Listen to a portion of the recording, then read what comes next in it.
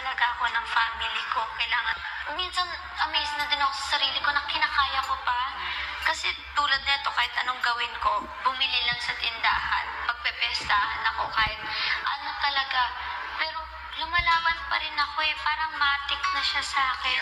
Tsaka I think sa dami kong pinagdaanan, iniisip ko na lang na wala to, wala yan. Tapos ito yung sa jowa ko, naging issue din siya kasi akala nila yung kolo ko ba, nag-react ka ng ganyan, pero may ganyan-ganyan. Wala naman na kami, tsaka pinalipas ko yung 3-month rule. Pinalipas ko po tsaka talagang pumitik lang ako na I deserve more, I'm worth more than this. Lahat ng ginawa ko, napakabuti